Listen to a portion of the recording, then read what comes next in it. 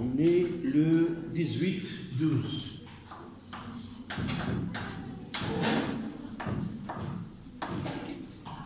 Vous êtes...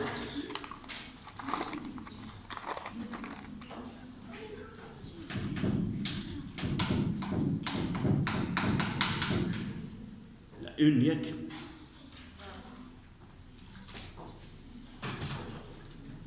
Donc j'ai dit chimie.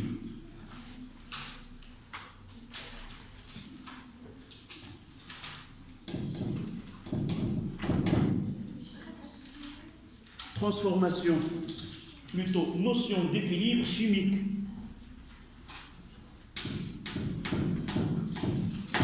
Notion d'équilibre chimique. Et on ajoute juste au-dessous réaction ou transformation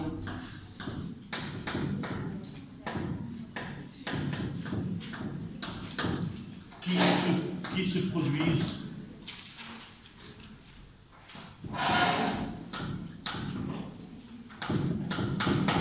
dans les deux sens.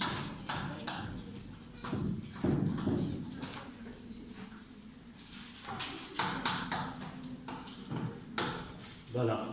C'est un long titre. Notion d'équilibre chimique.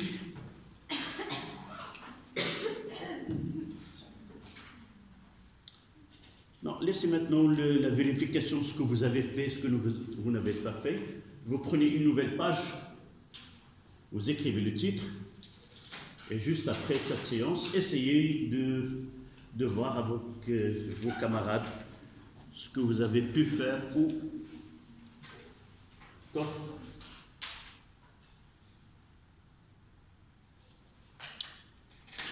مفهوم التوازن الكيميائي والتحولات التي تحدث في أو وفق المنحيين.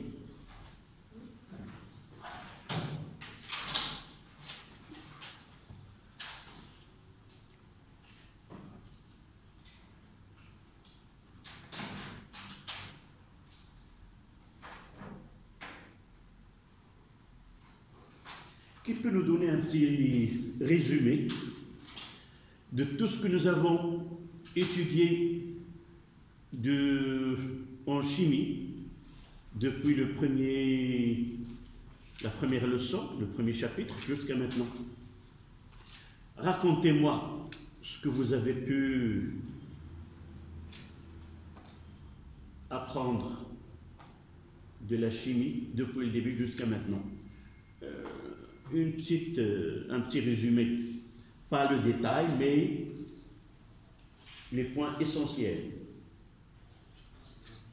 Oui.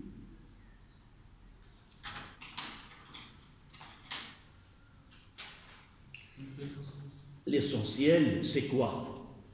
Ce sont les transformations chimiques.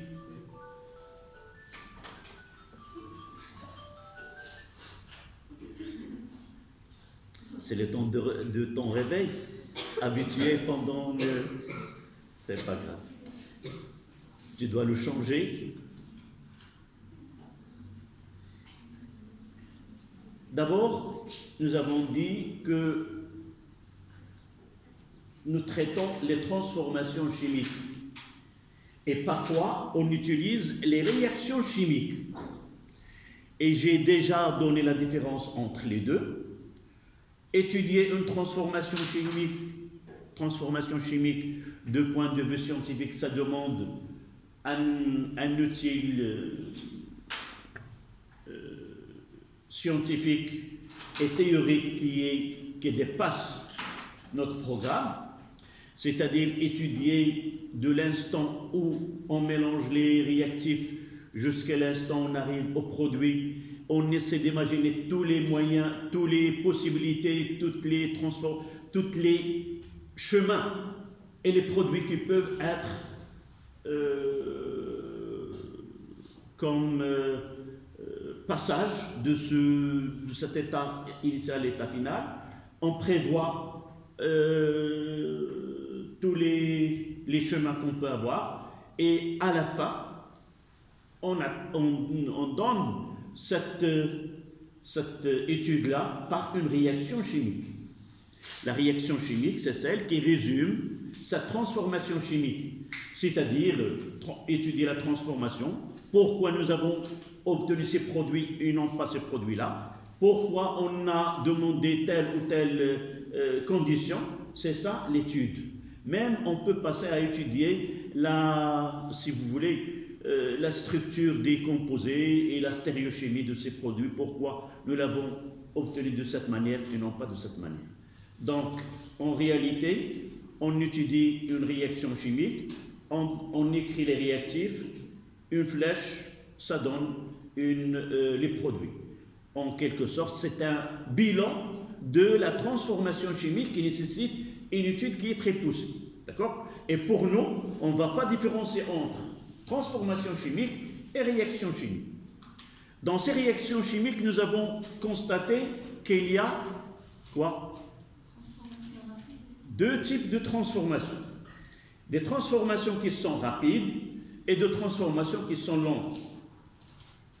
Et de là, nous avons pris un outil de calcul qui permet de différencier les deux types de transformations. Quel est cet outil de calcul? C'est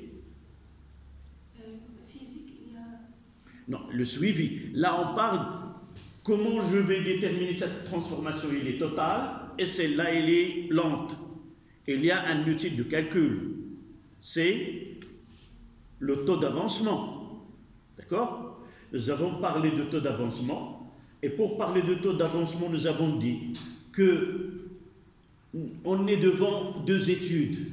Une étude qui est théorique, dans laquelle on peut déterminer ce qu'on appelle l'avancement maximal. Et dans cette étude théorique, on suppose que la transformation a été étalée vers une fin qui coïncide avec la consommation d'un réactif ou des deux. Et là, on a parlé d'avancement maximal. Cet avancement maximal qui est X max, on peut le connaître même si on ne réalise aucune réaction chimique dans le laboratoire. Ça, c'est le côté théorique. Mais la réalité, c'est autre chose. Lorsque nous faisons cette transformation dans le laboratoire, alors dans ce cas-là, on a... Oui. وعليكم السلام. تفضل. تفضل أولي. مرحبا. Donc j'ai dit que dans la réalité, on ne peut pas prévoir. La réalité, c'est autre chose. Donc on est obligé de faire une transformation chimique à partir des quantités de matière bien définies à l'avance des réactifs, et par des procédés, on va essayer de connaître quelle est la quantité de matière obtenue par un réactif, ou tout simplement, de langage d'un chimiste, on essaie de déterminer l'avancement final. Donc une fois que j'entends l'avancement final, ça veut dire que c'est une grandeur qui n'est obtenue qu'à partir d'une expérience. D'accord? Et à partir de cet avancement final, on peut déterminer est-ce que la transformation elle est totale ou elle est rapide. Totale ou lente. Taux est égal à 1, ça veut dire que x final est égal à x max, c'est-à-dire ce que nous avons prévu, c'est celui que nous avons obtenu expérimentalement. Là, c'est une transformation qui est totale. L'autre cas, c'est lorsque x final est inférieur à x max, taux est inférieur à 1, et par la suite, la transformation, elle est limitée. Il n'arrive pas à cet état théorique qui est la consommation d'un réactif ou des deux. D'accord? La transformation rapide et lente, généralement, généralement, les transformations lentes, c'est là où on a un problème. Est-ce qu'elle est lente et totale? Est-ce qu'elle est lente ou limitée? Généralement, nous avons posé à part ou donné ou essayé de mettre les réactions totales d'un côté, et nous avons dit que ces réactions qui sont totales, on peut, et rapides, on peut les utiliser quand on peut utiliser ces réactions qui sont totales et rapides? On peut les utiliser dans les dosages. Pour doser, là on va entrer dans le suivi. C'est ça ce que vous devez connaître, ce que nous avons étudié du départ jusqu'à maintenant. Donc les réactions qui sont rapides, totales, on va essayer de choisir parmi ces réactions celle qui permet d'être utilisée comme un moyen de dosage. Une réaction de dosage ou de titrage, c'est une réaction qui est totale, limitée et univoque. Rappelez-vous, nous l'avons utilisé l'année dernière. L'année dernière, nous avons parlé de dosage direct. Et dans ce dosage direct, nous avons utilisé deux techniques. Celle colorimétrique et celle suivie par conductimétrie. D'accord? Et nous avons dit que la transformation qui doit être un support d'un dosage, elle doit vérifier ces trois conditions. Totale, rapide et univoque, c'est-à-dire uniquement les deux espèces titrées et titrants doivent réagir. Aucune espèce chimique ne doit intervenir dans cette réaction. D'accord? Maintenant, les réactions lentes, nous l'avons étudiées. Qu'est-ce que nous avons dit? Que ces réactions lentes, on peut modifier cette évolution dans le temps, soit augmenter la vitesse, soit diminuer la vitesse. Augmenter la vitesse, ça elle repose sur quoi? Augmentation de la température. Oui, on va les donner, ça veut dire aller au facteur cinétique. Et parfois, on vous demande la définition d'un facteur cinétique. C'est une grandeur qui permet de modifier la vitesse de la transformation ou de la réaction. Pour nous, nous avons choisi dans notre programme 3 facteurs cinétiques. La température, la concentration initiale des réactifs et le catalyseur. Évidemment, lorsqu'on parle de modifier la vitesse de réaction, on doit voir dans les deux sens.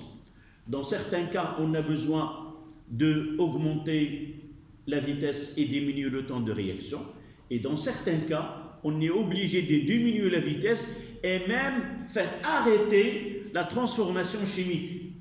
Donnez-moi dans quel cas on est obligé d'arrêter ou de diminuer la vitesse le maximum, et comment doit-on faire ceci?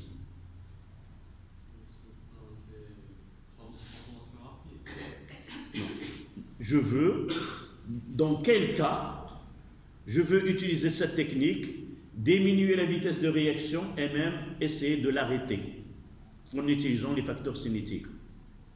Nous l'avons par... Oui? On utilise, donc là c'est pour arrêter. Oui. On utilise pour les transformations. Oui. Quand est-ce que je vais appliquer cette technique au laboratoire? Quand est-ce que... Les transformations dangereuses. Non. Là, j'ai donné cet exemple. Je m'arrêterai là et je vais revenir. Le suivi d'une transformation chimique se fait de deux manières. Lesquelles? Méthode chimique, méthode physique. Méthode chimique, méthode physique. On commence par la méthode physique, on va la laisser et s'intéresser à la méthode chimique. La méthode physique, c'est quoi? Mesure de la pression.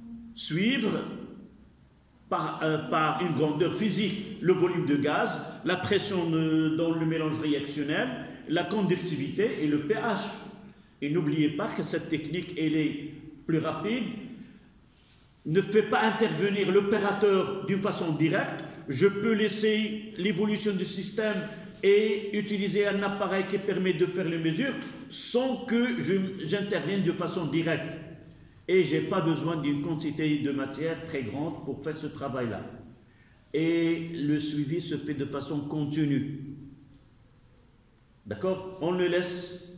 Ça, vous devez le connaître. On passe à la technique chimique.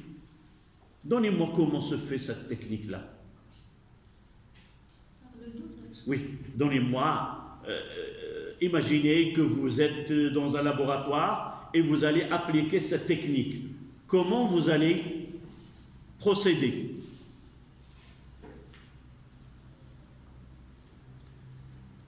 Nous, dans nos programmes, on habitue nos élèves beaucoup à l'imagination que le travail. En réalité, on devrait faire ce travail-là, faute de matériel et de temps, on n'arrive pas à faire cette technique, mais toujours on laisse nos élèves à imaginer. Oui. On aurait plusieurs types d'essais. On prend un, on le refroidit. Pourquoi? C'est ça ce que je veux. Pourquoi on va le refroidir? Pour le mesurer la tension. Oui? J'ai entendu un verbe. Non. Arrêtez. D'abord, lorsqu'on vous demande d'imaginer, essayez de se mettre dans un laboratoire, donc suivre une transformation. Je dois préparer un volume donné de réactif A, un volume, on l'appelle VA, de concentration CA, ça veut dire que j'utilise une quantité de matière NA. Et d'un côté, un volume VB de réactif B, et par la suite de concentration CB, et par la suite j'ai dans ce tube à essai, dans ce bécher, un volume, une quantité de matière qui est NB. À l'instant où je mélange le deux réactifs, je déclenche un chronomètre. D'accord? Donc je déclenche le chronomètre et par la suite je vais essayer de répartir le mélange réactionnel. Il doit être un volume qui est assez grand pour avoir plusieurs tubes à essai de volume égal, c'est-à-dire des millilitres. Et je vais les préparer et les mettre dans un support. Et après à chaque instant, nous avons parlé, je vais revenir par la suite, que cette technique n'est pas faite pour toutes les transformations chimiques. Vous vous rappelez? On a des pour des très grands. Oui. Lorsque nous avons parlé de temps de demi-réaction, nous avons dit que le temps de demi-réaction est un outil qui permet de choisir est-ce que cette transformation peut être suivie par méthode chimique ou par méthode physique. Chimique, il faut que ce temps de demi-réaction soit très grand, pour que je puisse avoir le temps de faire des mesures. Donc, je prends le tube à essai à l'instant T1, et à cet instant-là, que je vais le marquer sur un tableau, j'ajoute de l'eau glacée par exemple. Pourquoi? Pour que la quantité de matière qui est là correspondra bien à l'instant T1. Si je n'arrête pas la transformation ou je ne la bloque pas, ça veut dire que la quantité de matière, lorsque je fais le dosage, ne correspond pas à l'instant où j'ai pris ce tube à essai. Donc, arrêtez la réaction à un instant donné pour que les mesures faites sur ce tube à essai correspondent bien à l'instant T1. Et par la suite, la courbe que je vais tracer, ça sera une courbe qui est correcte. Ne pas être précis dans ce domaine-là, ça donne quoi comme conséquence? Quelle est l'erreur qu'on va avoir par la suite? J'ai la courbe là. Qu'est-ce que j'ai? T1,5 sera faux. Le temps de demi-réaction ne correspond pas à cette transformation. Je vous ai parlé avant que ce temps de demi-réaction, on le trouve où? Où on trouve ce temps de demi-réaction? Avec une autre appellation. On le trouve dans les médicaments. Lorsqu'un médecin vous demande de prendre 3 comprimés par jour et non pas une seule comprimée par jour, là, il y a derrière ce choix-là un temps de vie de ce médicament. C'est-à-dire un médicament qui aura le temps et sera efficace sur une demi-journée. Dans certains cas, il n'aura que quelques secondes. Rappelez-vous, une injection qu'on peut le faire suite à une douleur qui est très insupportable, on peut sentir qu'on est allégé, on ne sent pas juste quelques secondes. D'accord? Et par la suite, les conséquences de ne pas avoir ce temps endémique correct a une percussion sur le travail de chimiste. D'accord? Donc, voilà, on peut suivre soit par l'avancement X, c'est le cas le plus simple, suivre la transformation par la conductivité, la conductance, et ainsi de suite. Nous avons traité quelques cas. Mais je veux revenir, pour commencer notre leçon, revenir au cas où cette réaction n'est pas totale, elle est limitée. Quelle est la question qu'on peut poser? Nous avons deux types de transformation. Celle-là, elle est totale, et celle-là, elle est limitée. Quelle est la question qu'on peut poser?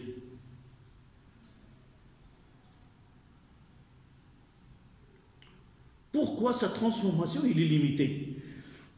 Et quel est le phénomène chimique qui oblige une transformation chimique n'atteint pas son état maximal et s'arrête juste avant que x final soit égal à x max? C'est ça la question qu'on peut poser. D'accord? Et dans un exercice, on a posé la question: comment expliquer cette réaction chimique de point de vue microscopique? Vous vous rappelez? Quelle est l'explication que nous avons donnée? Oui. Les produits aussi sont réactifs. Comment? Les réactifs, oui. Les produits redeviennent réactifs. Oui, mais j'ai dit, nous avons donné une théorie qui explique cette réactivité des réactifs. Comment on voit ce passage, comment se produit ce passage entre les réactifs et l'obtention des produits. Nous avons parlé d'une théorie des chocs. Nous avons dit, en réalité, essayez de revoir l'exercice que nous avons traité. Nous avons dit pourquoi la vitesse de réaction diminue au cours de temps. La concentration diminue. Oui, et par la suite, ils ont donné une explication microscopique. Donc, pour donner ce qui se produit à l'échelle microscopique dans le mélange réactionnel, c'est que la réalité, c'est que pour aller des réactifs vers le produit, il faut franchir ce qu'on appelle une barrière d'énergie. Donc, aller des réactifs vers le produit, on doit surmonter une barrière d'énergie qui est quoi en réalité? C'est briser des liaisons et quoi? Former d'autres liaisons. C'est ça le passage des réactifs vers le produit. C'est un réarrangement des liaisons ou des entités chimiques dans les réactifs pour redonner ces produits. Donc, cette théorie-là et ces phrases que je vais vous dire, vous devez la prendre et répondre lorsqu'on vous demande quelle est l'explication microscopique d'une transformation chimique. Alors, cette énergie que je viens de parler, c'est une énergie nécessaire pour passer de l'état initial à l'état final. Généralement, cette barrière diffère d'une transformation à une autre. Il y a des barrières qui sont très bas, un petit garçon peut sauter, et il y a une autre que le petit ne peut pas sauter, mais un jeune peut sauter, ainsi de suite. Et il y a des barrières que seuls des professionnels ou rares ceux qui peuvent franchir cette barrière. C'est comme un saut de hauteur.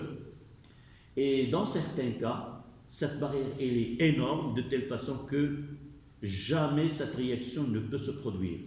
Donc l'énergie nécessaire pour qu'il se produise n'est pas mise en disposition des réactifs et par la suite on dit que cette réaction elle est impossible énergétiquement. Revenons à cet état. Qu'est-ce que c'est cette théorie de choc? Ils disent que cette énergie pour passer de l'état est obtenue à partir des chocs. Dans les mélanges réactionnels, les réactifs s'entrechoquent entre eux, ou ces entités chimiques ou ces espèces chimiques entrechoquent. Il y a des chocs qui sont efficaces et il y a des chocs qui sont inefficaces. Ça veut dire des chocs qui peuvent donner cette rupture de liaison et former une liaison. Et à partir de là, ce choc-là donne cette énergie et on peut passer cette barrière d'énergie et aller vers le produit. D'accord? Donc, dans ce cas-là, lorsque ce choc il est efficace entre les deux, ça passe vers le côté des réactifs, mais une fois que le produit se forme, ils sont en agitation eux aussi, et par la suite, ils entrechoquent. À votre avis, est-ce qu'on aura, tu viens de parler de les produits réagissent pour donner.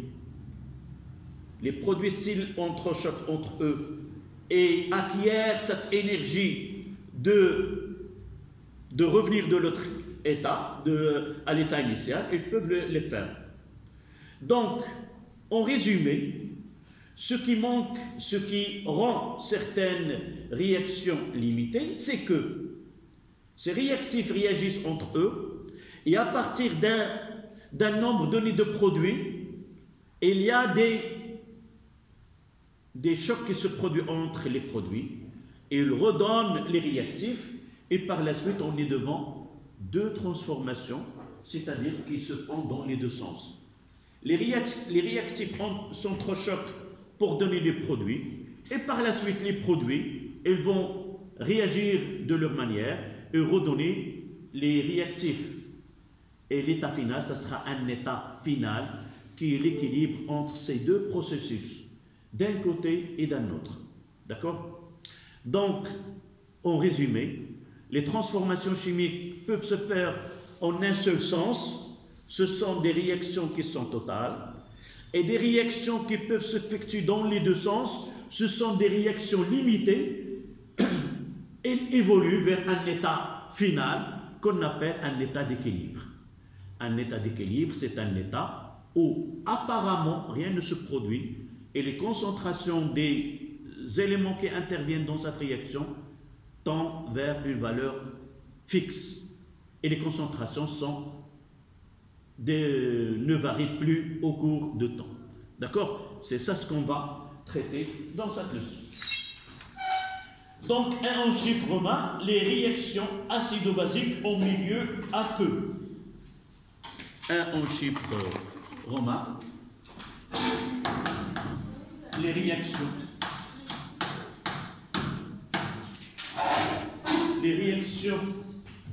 acide-base en milieu aqueux.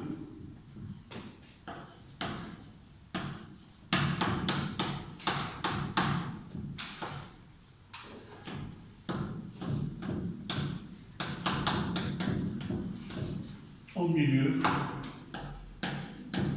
aqueux.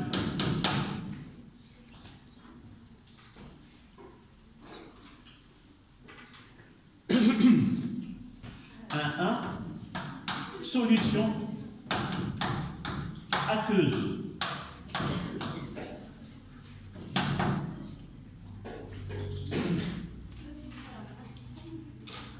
Bien.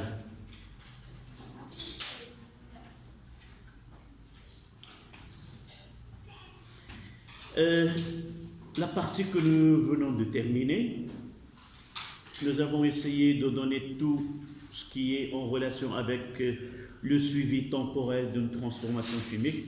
Généralement, nous avons suivi les transformations d'oxydoréduction. Maintenant, on va laisser les réactions d'oxydoréduction et tout ce qui est lié à la notion d'équilibre chimique, on va les consacrer aux acides et bases, les réactions acido-basiques. D'accord? Donc, les réactions acide-base dans un milieu aqueux. التحولات أو التفاعلات الحمضية القاعدية في وسط مائي. التحولات أو التفاعلات الحمضية القاعدية في وسط مائي aqueux. Solution aqueuse. المحلول المائي.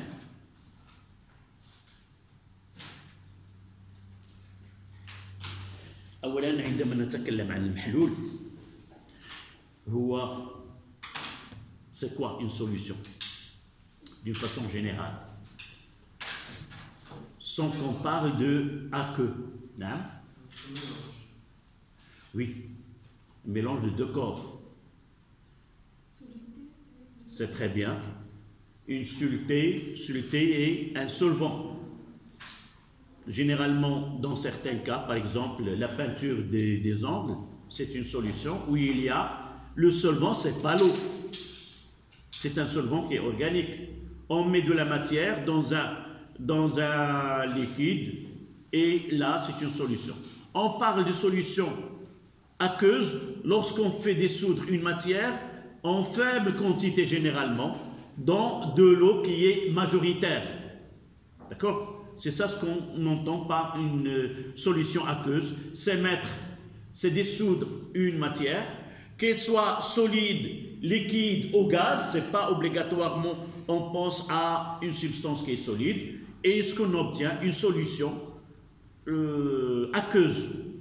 Comment caractérise cette solution aqueuse? Par une concentration introduite. تركيز المدخل. إذا قلت المحاليل يمكن أن يكون لنا نوعين من المحاليل. المحاليل عموما عندما نأخذ مادة بكمية قليلة وندخلها إلى سائل قد يكون كحول، قد يكون ماء، قد يكون أي مادة أخرى، وبالتالي فالماء نحصل عليه هو محلول. إذا بالنسبة لنا قلت فهذا المحلول هذا المذيب بالعربية، فالمذيب هو السائل اللي كيكون بكمية كبيرة، وبالنسبة لنا المحلول المائي كيكون المذيب هو الماء، والمذاب هو المادة التي نضيفها.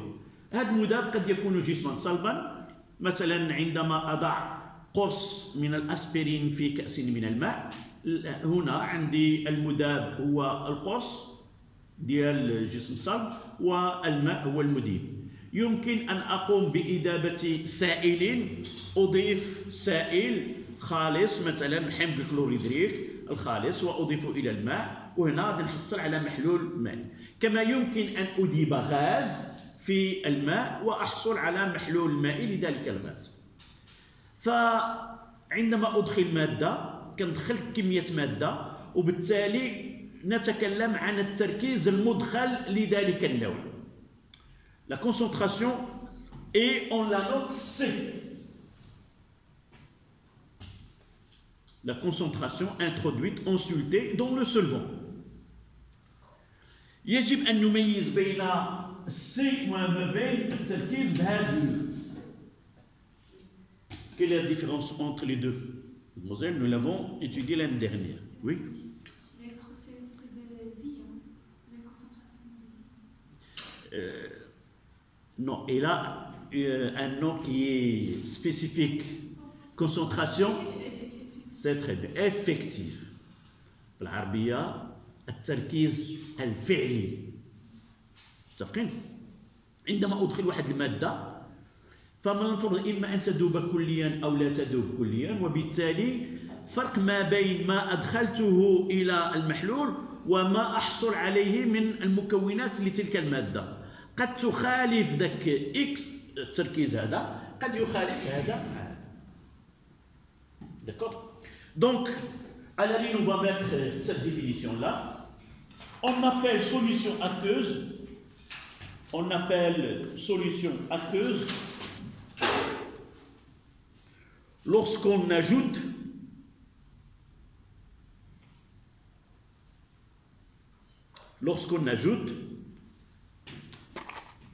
la soluté, lorsqu'on ajoute la soluté,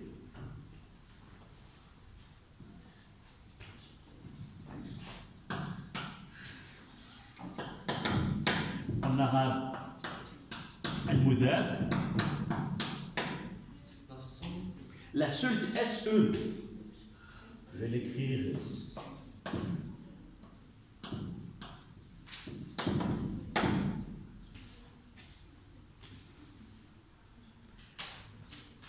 Vous ouvrez la parenthèse. C'est un produit qui peut être, c'est un produit qui peut être soit un solide,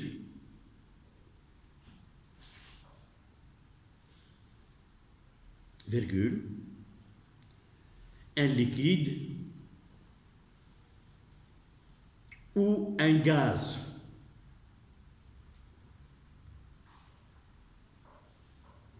Mais de faible quantité. Mais de faible quantité.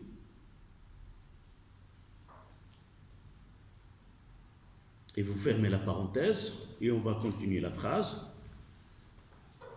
La réalité de la phrase, on appelle solution aqueuse lorsqu'on ajoute la soluté dans, maintenant vous écrivez, dans un solvant. Dans un solvant.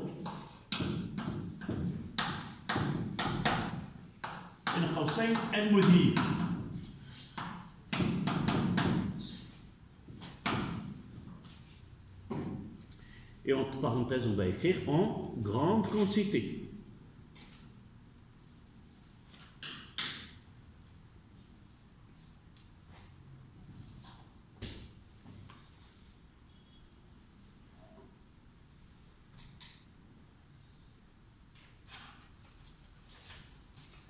On passe à 1, 2, exemple.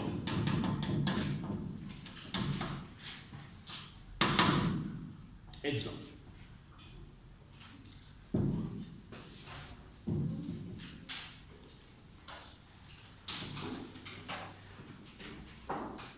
Le premier, c'est on dissout 40 grammes. On dissout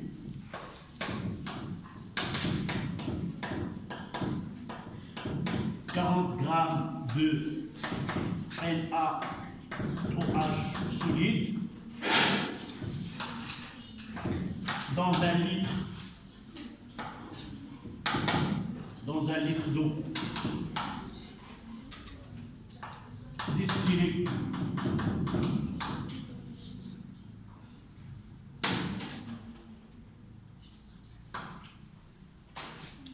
On va essayer de déterminer la concentration introduite et la concentration consultée. Donc là, nous avons NaOH qui est solide dans l'eau, qui est le solvant. Là, ça...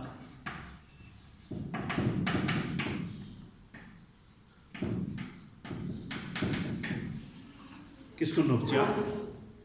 Na plus aqueux plus HO moins aqueux. Là, ce S-là, ça veut dire solide.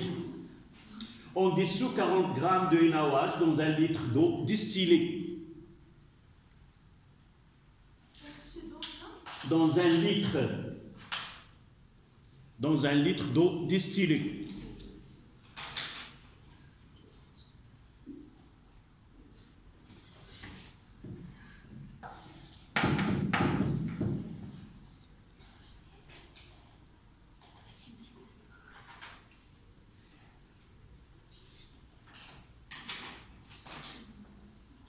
Donc, d'abord, cette transformation, cette réaction, elle est totale.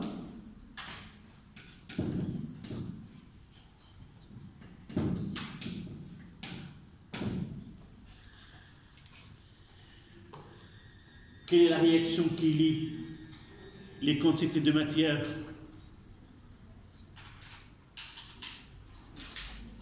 Donc, N de NaOH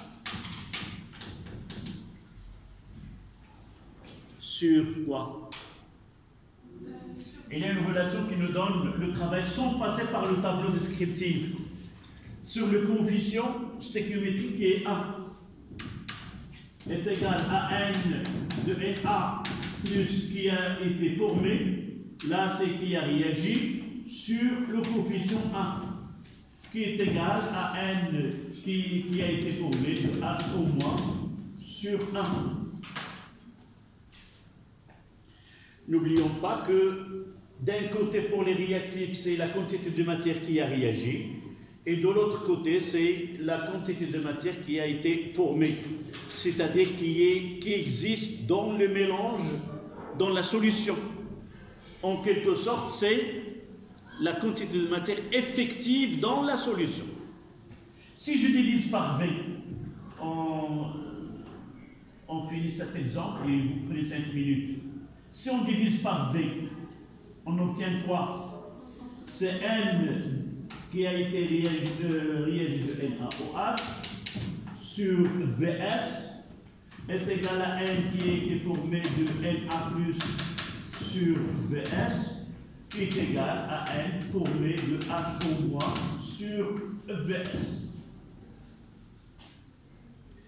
Là, c'est la quantité de matière introduite dans le volume, dans l'eau. Et par la suite, on va l'appeler la concentration ensuite introduite. Et on va donner C. Là, c'est la quantité de matière qui existe effectivement dans la solution. Et on va donner, c'est la concentration de Na+. Et là, c'est la concentration de HO-. C'est celle qui existe dans la solution. Et nous avons déjà parlé, lorsque les coefficients sont les mêmes, et lorsque la réaction est totale, on peut confondre la concentration en soluté introduite avec la concentration effective des espèces formées. D'accord? Donc on prendra 5 minutes et on continue juste après. Il reste de faire l'application, s'il vous plaît. On fait l'application numérique. Ceci est égal à combien? La quantité de matière, c'est quoi? C'est la masse sur la masse molaire. La masse sur la masse molaire sur Vs. 40 divisé par la masse molaire du sodium, c'est 23. De l'oxygène, c'est 16. De l'hydrogène, c'est 1. Donc la masse molaire, c'est 40. Divisé par 1 litre, ça donne 1 mol litre moins 1. Et finalement, on va écrire que C est égal à la concentration de Na+, qui est égal à la concentration de HO-, qui est égal à 1 mol litre moins 1. Voilà.